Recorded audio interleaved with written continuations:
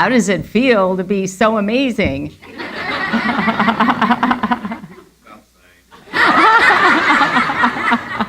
That's awesome. That's awesome.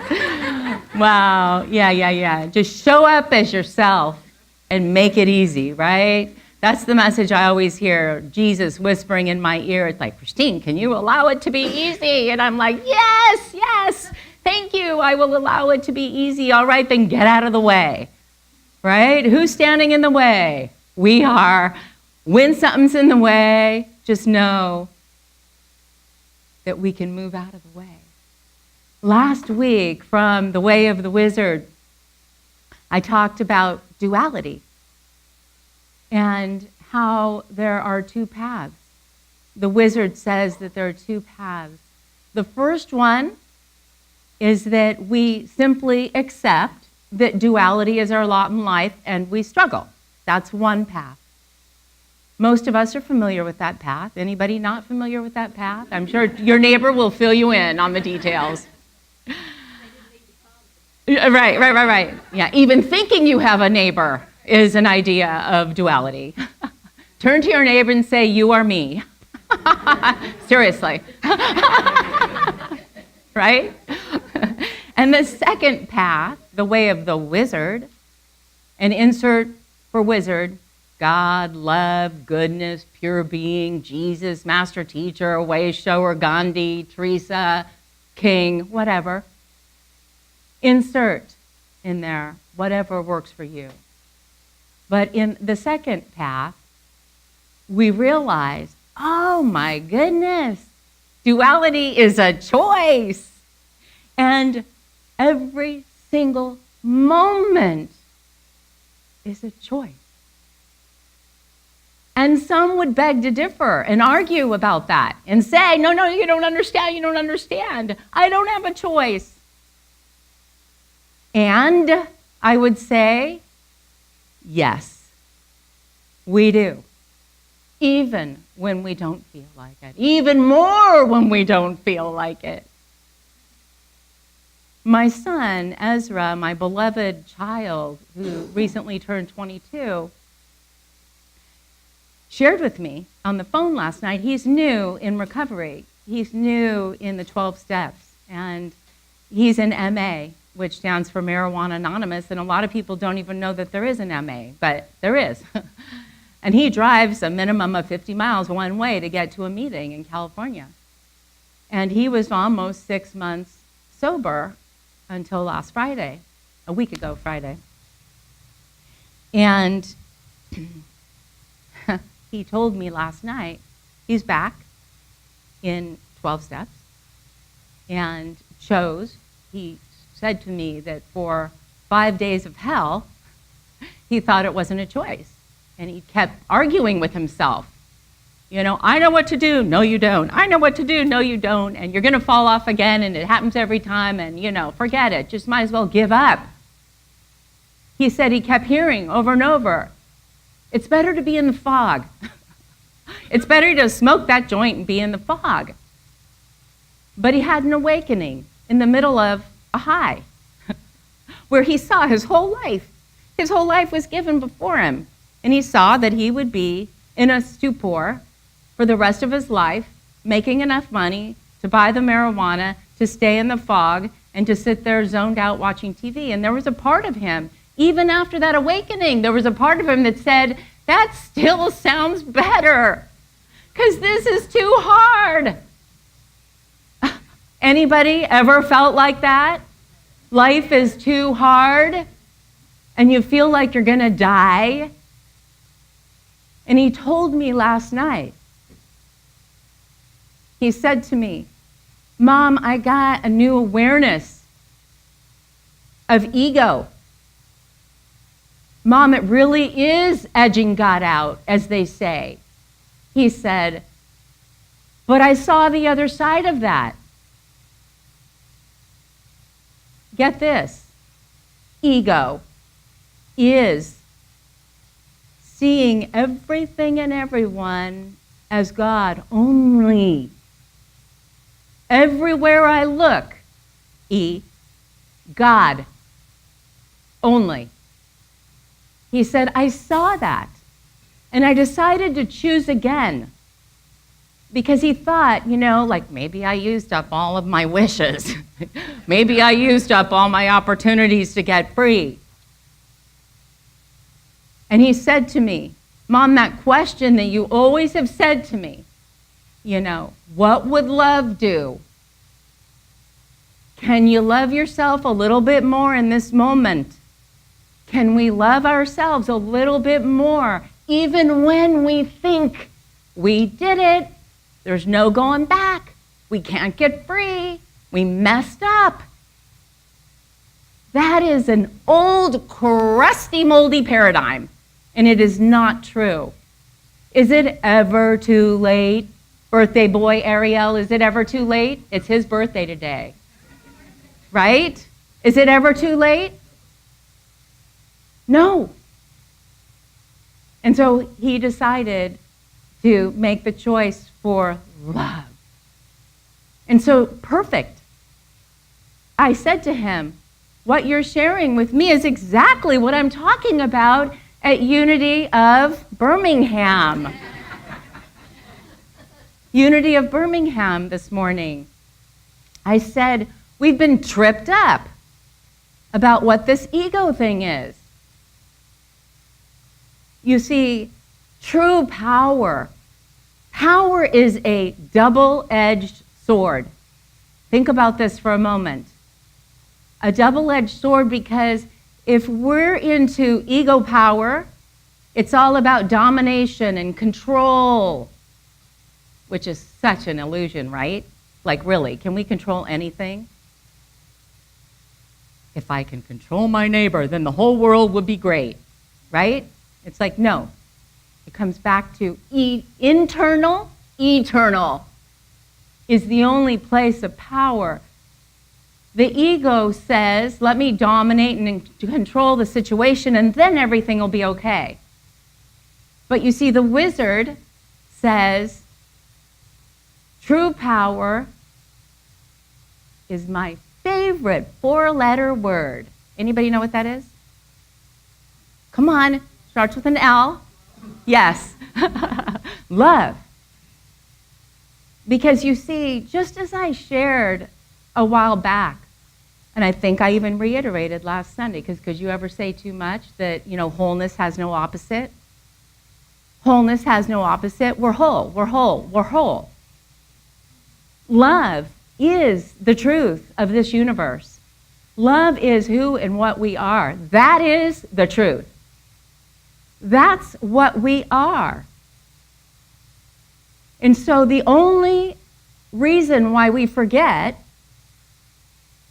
is because we buy into something that it might seem like it's easier. It might seem like it's easier to buy into something that's telling us that something's wrong with us. But in the long run, it's not easier. It's very painful, isn't it? And so in this story, Arthur, he's in his teens, and he knows that he's almost at the end of his time with Merlin. He knows that it's almost time for him to leave the crystal cave with Merlin. And so he goes to Merlin, and he's kind of stammering, like, I do have one more thing I've always been curious about, and I just don't know how to ask. I don't want you to think this is silly. And Merlin says, you want to know what love is, don't you? You want to know what it feels like to be in love. And Arthur says, yeah, I really do. And Merlin says, follow me. And they go outside into the forest. And Merlin says, see this candle? He has a lit candle, and he's holding it up to the sun. He said, can you see the flame now? And Arthur says, no. And so Merlin takes a cotton ball, and of course you hear, right? The sizzle. The cotton ball burns up in the flame. And Arthur's like, what does that have to do with love? And so Merlin, the wise one that he is, with no words, takes a flower and he breaks the flour, and he drops 2 drops of the flour onto Arthur's hand, and he says, taste that. Arthur tastes it, and he goes, oh, that's so bitter. And Merlin says, come with me. Wash your hands in the lake. And Arthur washes his hands. And Merlin says, now take a drink of that water, which Arthur proceeds to do. Do you taste any bitterness now? Well, no. But what does that have to do with love? And so Merlin says, follow me. And they go into the forest. And Arthur sees this cute little mouse on the ground. And the second later, there's a shadow overhead, and the eagle swoops down and grabs that mouse for lunch.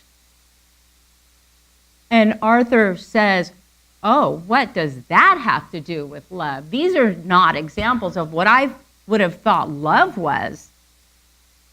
And Merlin says, listen, like the candle that becomes invisible held next to the sun, your ego will dissolve in the overwhelming force of love.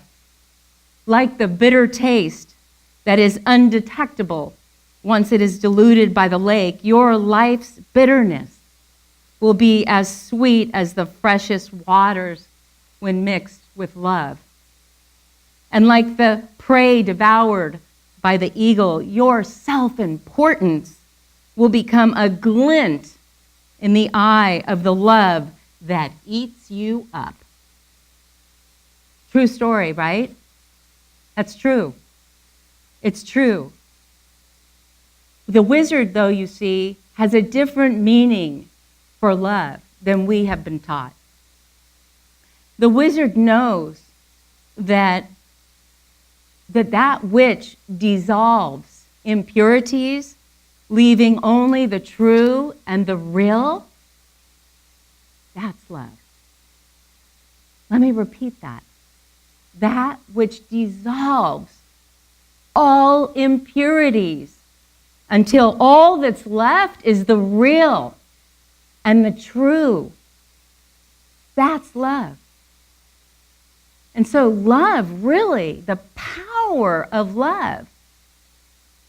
Imagine what a powerful tool love is. And so we can ask ourselves, well, geez, that sounds simple. Why aren't we all doing that?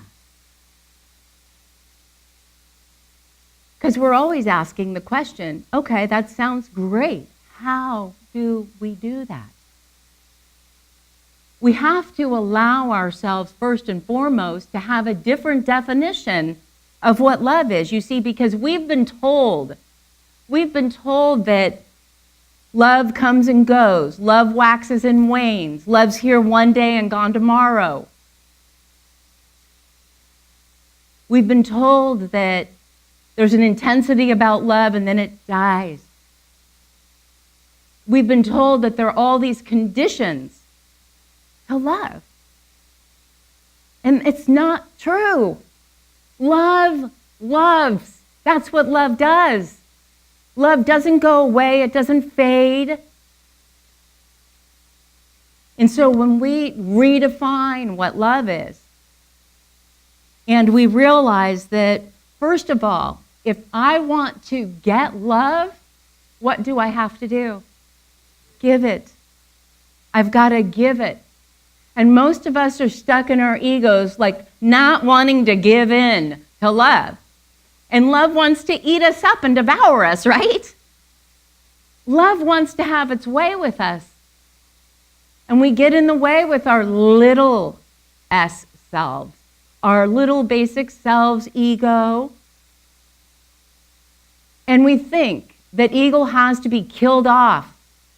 We don't want to kill anything. Nothing has to be killed, you guys. We don't have to kill anything. It can just be invited into love. It's an invitation that everybody's included in that.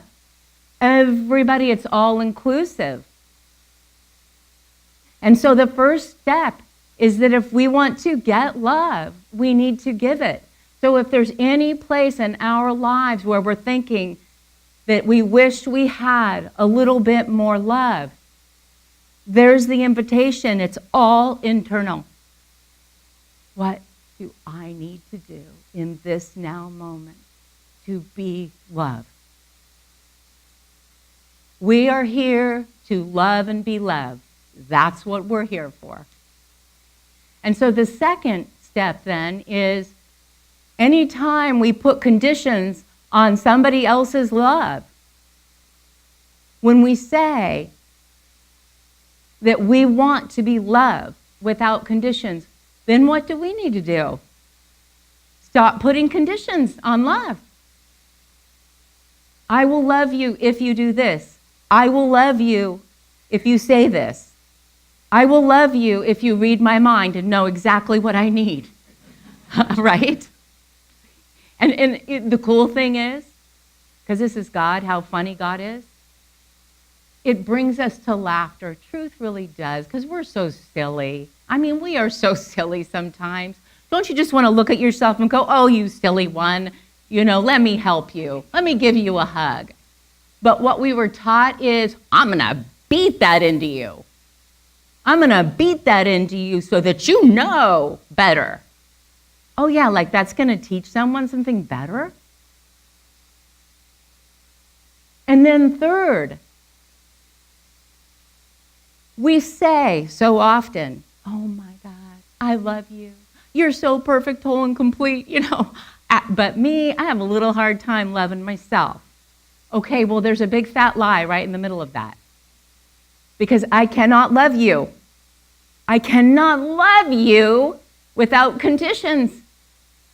When I think I'm not good enough. That's wishful thinking, and it's a good wish. But I have to love myself fully. I can learn to love myself through you. You could be an example for me. But every time I walk away and I say, I'm such a giver, I love to give, but man, it's hard for me to receive. I'd be like, okay, liar, liar, pants on fire. No.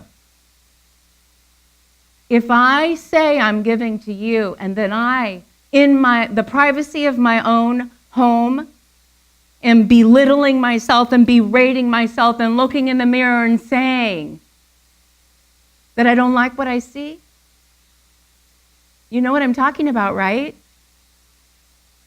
We are all in this together. And we can learn from each other.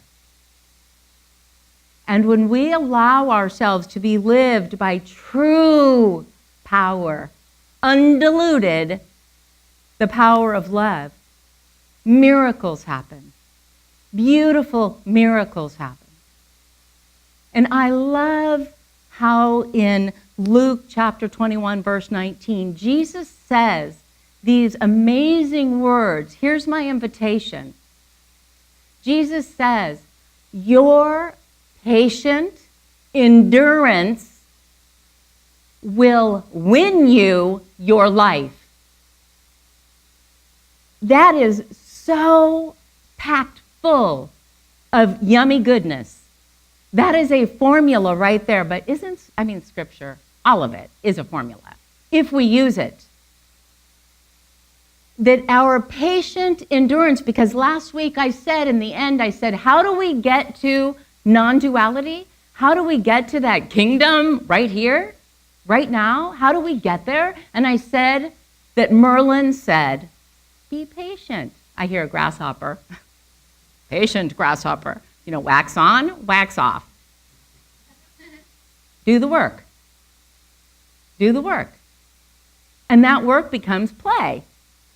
It does, because every moment we're getting more and more free. And we came here to get free and to live a joyful life. And so if it's about me being more patient, Jesus says, your patient endurance. Now let me unpack this for a moment. These are 8 words, you guys. 8 words in a formula for success.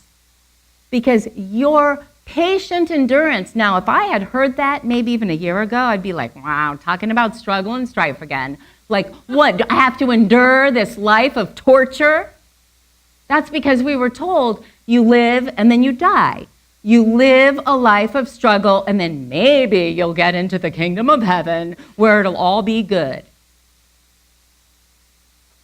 The true story is we have everything within us to handle that which is before us, and life is for us, and we're not here by accident, and we are here on purpose, and we do have a purpose, and it's a holy, sacred one. And that we're never given anything more than we can handle. So our patient endurance, I mean, the word dance is there. How can you go wrong with that? Right? Dancing the dance divine, allowing life to live us. And then Jesus says, your patient endurance will, not maybe, but will win you your life. Not you might win, that there are some losers and some winners. It's win-win for everyone. That's it. That's the truth. If somebody is filling your ear with other stuff, that's the divine word for, if someone's filling our ears with anything other than all good is here, love is the answer, love is the way, we have it all, nobody's broken, you are a blessing, I am a blessing. If anybody's hearing a message that's not that, I would question it. I would ask a question about it. But don't expect that person saying that to you to agree with you. It's not about getting agreement. Who needs to be in agreement? I do. That's it. Nobody else needs to know what my truth is. They will know me by my fruits. They will know me by my fruits, by what I produce in my life.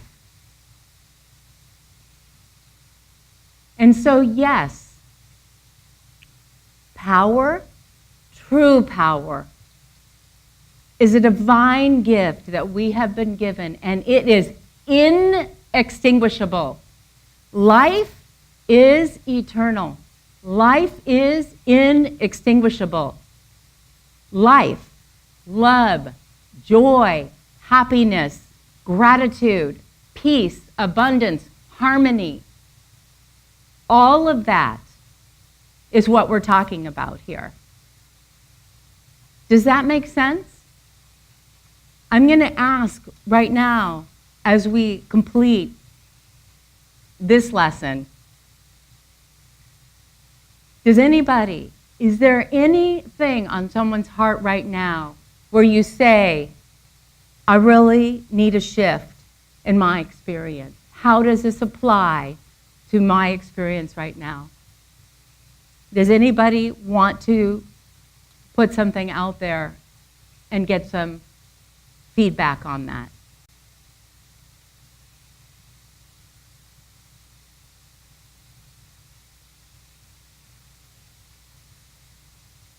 And so, know that as we move forward and we realize that all we are doing is allowing any impurity to be removed, to be dissolved.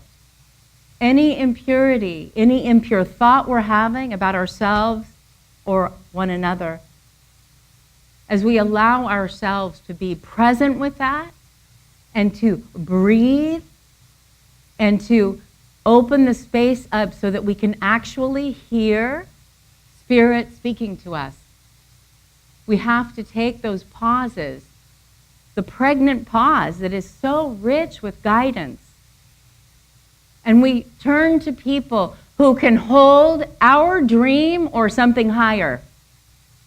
Do not share your dream with someone who cannot dream as big as you or higher.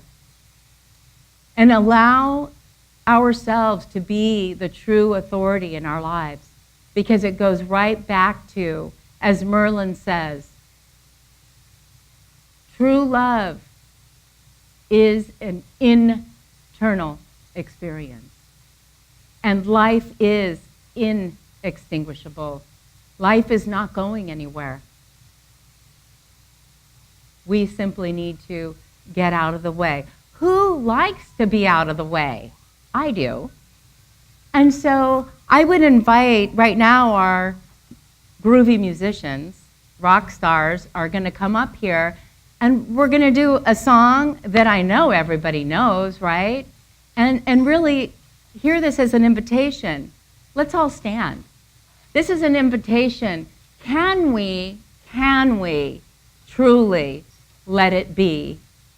Can we let it be that love is the way? And happy birthday, Ariel.